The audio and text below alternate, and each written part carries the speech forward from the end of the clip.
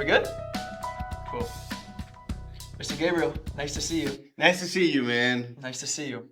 Today's today's an important one, teaching people about what the marketplace is, why it's important, basically some nuances that people don't know about, and really teaching them how to show and find the best health insurance plan for them.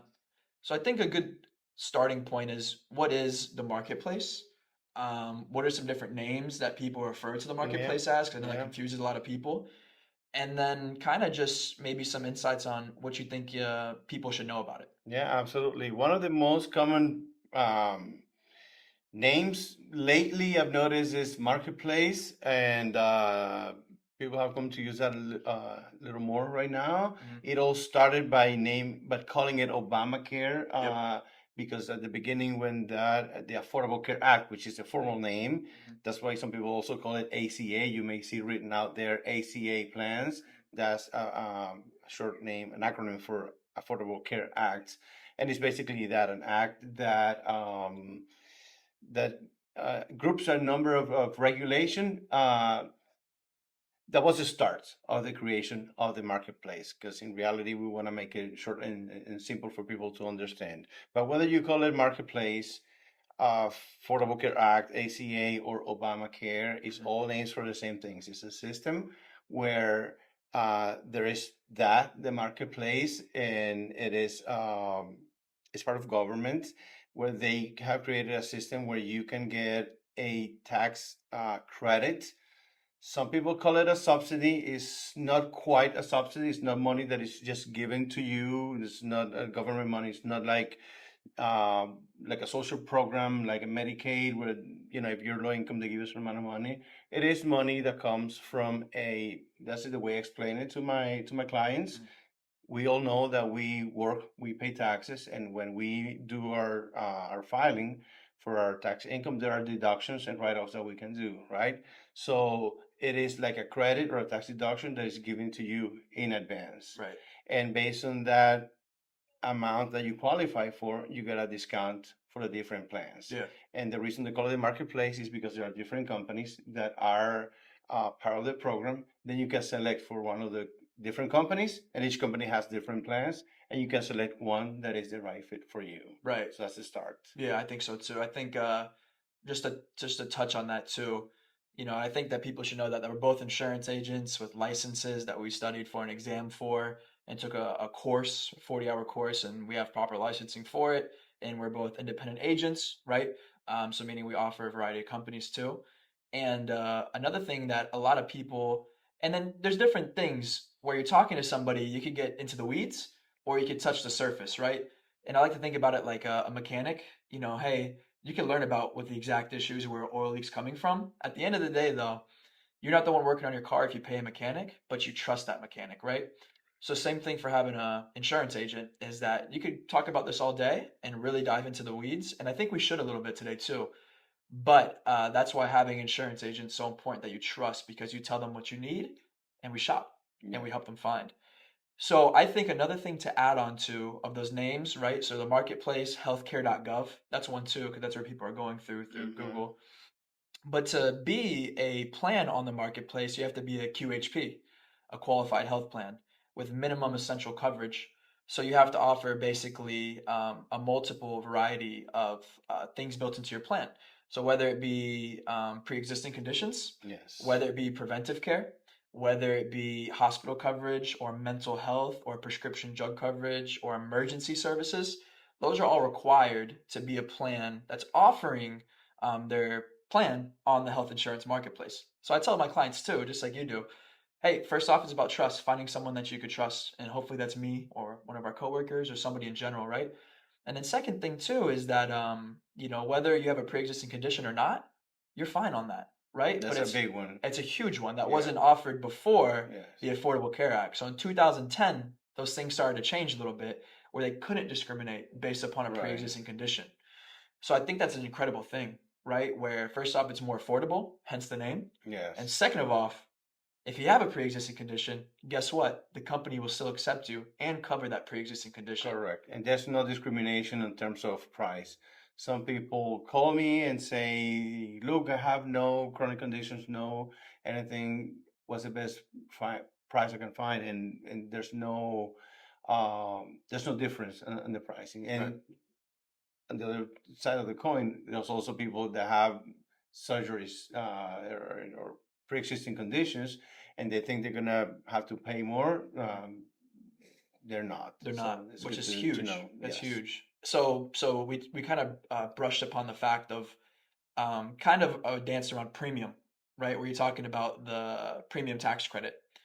And I want to say something. I want to let you get your insight on it. But I tell my clients it's more of like a loan more than anything with no interest on it, right? So first off, the premium a premium is how much you pay for a service, right? And in this healthcare example, the premium is how much you pay for your healthcare, right? The actual cost of having your plan.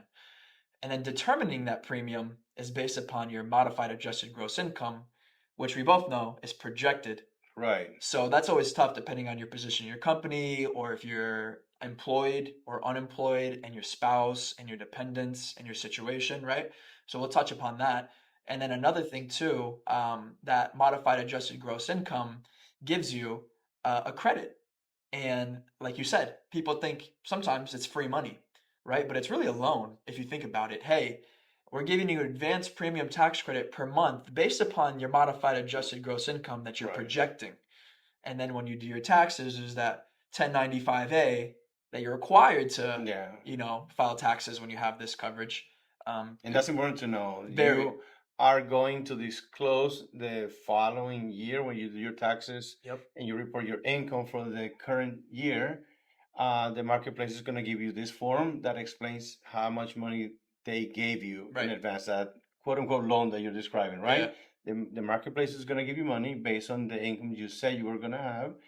And when you do your taxes, you report it. Yep. You want to talk about the adjustment? What happens if you Yeah. do more than you have projected? I think so. So first off, explain that a little bit more. Just and then we'll get into that for sure. The premium is solely dependent on first off you, your dependents, right? So whether it be a spouse, and then if you're married, another disclaimer that we should also put too. If you're married, you're required to file joint income taxes, which Yes. then both of your incomes between you and your spouse matter. And Yes. then your dependents too. If you're claiming a dependent with an income source there, then you need to go ahead and put that in there as well, right? So with that being said, I think it's important to figure out those numbers together between you and your spouse, if you're filing jointly, and your dependents, actually contribute towards that.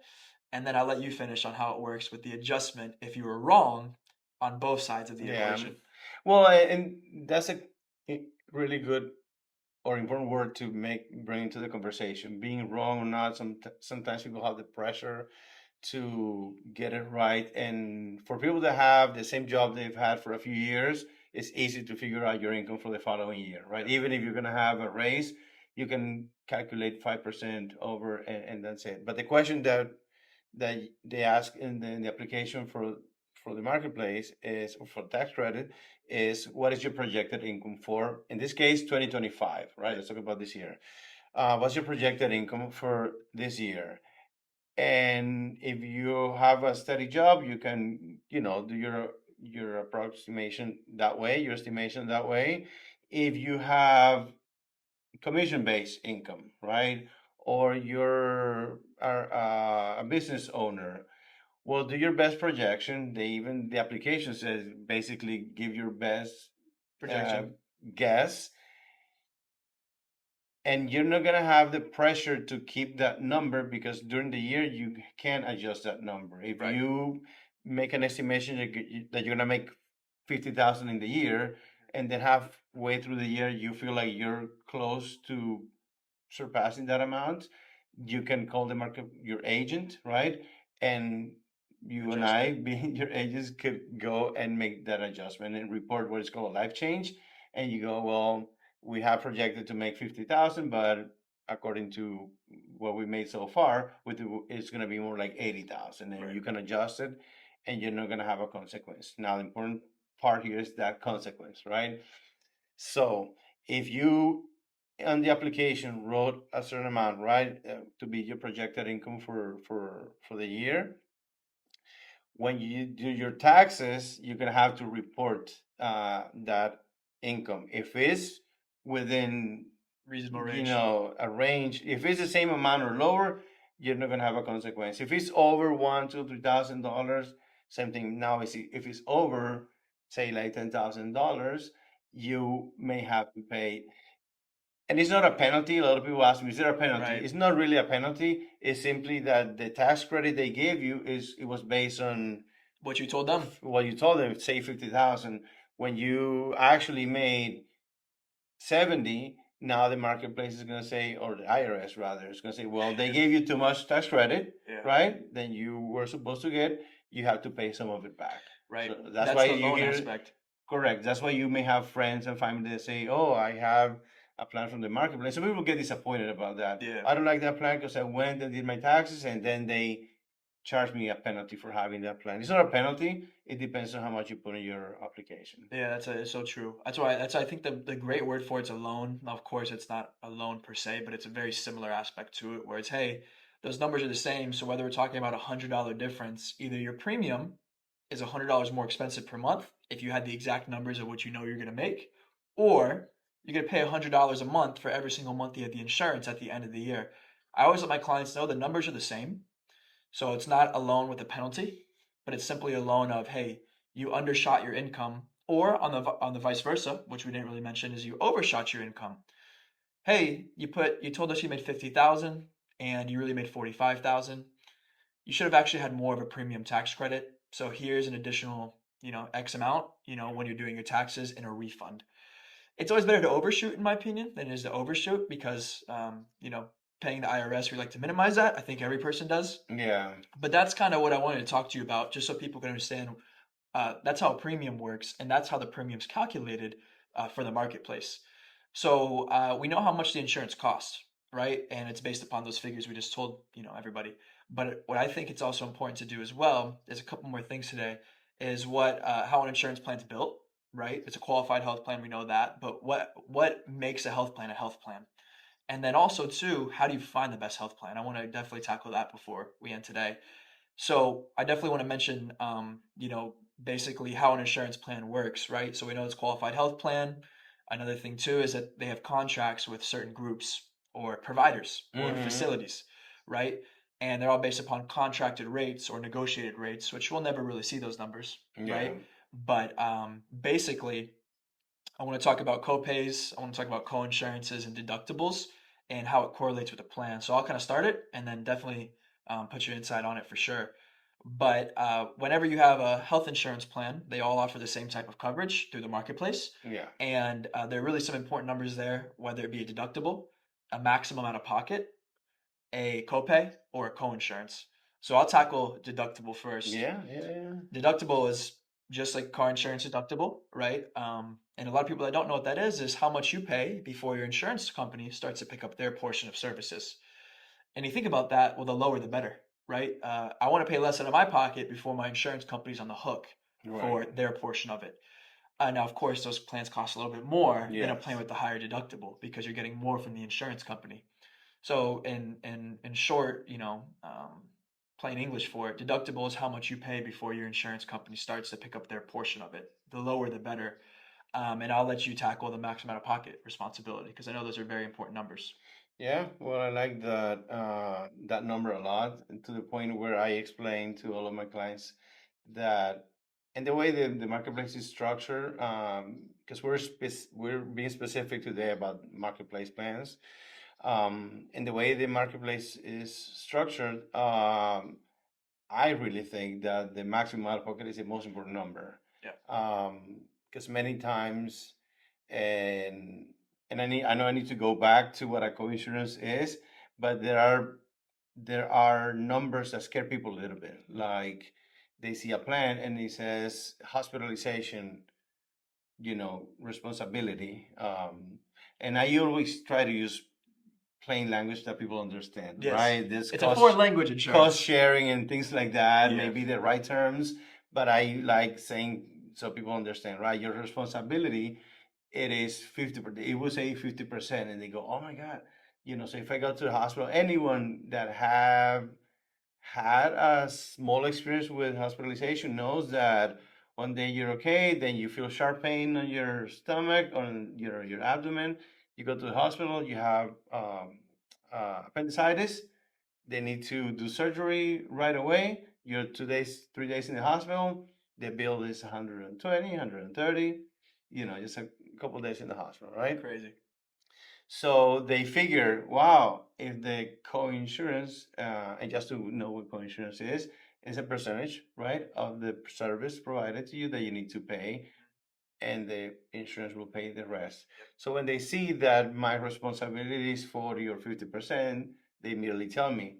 So if I'm in the hospital and the total bill is 100,000, I have to pay 50%. $50,000, and I say, well, No. yes, but yes, but your saving grace is that maximum out of pocket, Right. and that's why I think it's a more important number than the Deductible. deductible itself, because like you said, deductible is the amount that I cover before the insurance picks up the rest, right? So there are plans that say, well, your deductible is, I don't know, 2,500 that you have to pay, and then they pay the rest. But some plans would say after deductible, you need to pay this co-insurance of 50,000. I know it's all confusing. Maybe some people listening to all this are, at the end of the day, when you see plans, and a lot of plans in the marketplace would have a responsibility of 20, 30, up to 50%, right? Doesn't matter that your hospitalization copay is 50%, which could mean $50,000. If your maximum out of pocket it is, say, 3,000, that's the most you're responsible for in any given year. That's how I explain it. The maximum out of pocket is the most you're responsible for in any given year. And I always use that word responsible for, because some people think, well, if I need a surgery and my max out of pocket is 3,000, 4,000, the maximum in the marketplace, there's a cap of 9,000. That's the most that it could be. Even 9,000 is good, right? Because if you have a bill that could be 100, 150, 9,000. know that you're only responsible for 9,000. That's the most. It is quite a Relief. A relief. That's the only thing you're responsible for. And I tell them, it's not like you go and you have you're in need of a surgery, and they say, hey, give me 9 grand, otherwise you don't get the surgery. It doesn't work like that. You get your coverage, you get your surgery, and the hospital is going to send you a bill that's going to say X, Y, and Z company paid for everything. You're responsible for this 9,000, and at that point, you can negotiate with the hospital. Right. That's such an important number. The max out of pocket is literally your safety net. It's your threshold before you're 100% covered. So deductible, lower the better, right? How much you pay before your services are being picked up by the insurance company. Your max out of pocket's always working for you, 100%. When it comes to a limit, right? I use that example too. $100,000 surgery, no way. You're paying 9,200, which is a relevant number on the marketplace for plans in 2025. And then another really important thing too, right, is the copays and coinsurance, right? How do you get to the $9,200? So I want to break down a copay. A copay is basically a set fee when you get service, right? And service in this situation is a healthcare service by seeing a doctor or getting a test done or getting some type of lab work done, such as blood work, right? These copays are not surprise medical bills because you know how much they cost if you have a good insurance agent who tells you, or you read the summary of benefits, which is a document of how much things cost, before you get your service. So you can expect these numbers, right? And then a co-insurance is, simply put, it's a percentage of how much you pay after the hospital or the doctor has billed for their services to the insurance company that has a contract with that doctor. And we could talk about networks too, probably in another podcast session, to be honest with you, because there's so much going on with health insurance. But so people know a co-insurance of 50%, right? Depending on the type of plan you have, which we'll talk about another day, when the insurance company receives a bill for $100,000, they look at the bill and the service that was provided, and they contact the billing department or their contact at the place, and they say, hey, and this is not exactly how it goes, this is how I tell my clients. They call the place and say, hey, we have a contract with you, don't we? They say, we do. okay, well, based upon our contract, that $100,000 service is only worth X amount of money now, right? So let's just throw some hypothetical numbers. $20,000 hospital visit for an ER visit, right? Mm-hmm. Turns into a $2,000, coinsurance or bill, right? After it's been processed. And then let's say that you have a zero deductible and it costs you 50%. Well, that's easy math, $1,000 there. But you're not paying at the time of service for a coinsurance because it needs to be billed based upon the Mm-hmm. negotiated or contracted rate first. Mm-hmm. So I tell my clients too, just by having insurance, you're saving money based upon that negotiated Yeah. rate. So even if you're paying the first X amount of money of your deductible, right? You're still not paying $20,000 for that ER visit. Maybe you're only paying 1,000 or two, Yeah. which just saved you $18,000. And then you could add up the premium times 12 for every single month and say you still came out on top, Yeah. Yeah. right? So co-pays and co-insurance, and I'll let you speak after this one, Gabriel, so you can explain it in your own fashion, is adding up those numbers to the year, including your deductible if you have one. And when you hit your max out-of-pocket number, the insurance company is now on the hook for the remaining of your services, as long as you have things that are approved, right? Meaning the doctors you see are, in contract with your insurance company, right, in the network. And then also too that if you get a surgery, it's approved unless it's some type of emergency. Need a hip surgery, needs to be approved, right? Yeah. So there's definitely some hidden things going on behind the scenes that is for another video, right? But definitely that's how you reach your max out of pockets, how much you pay Yeah. for the year. Yeah. Does that sound right? Yeah. And a common question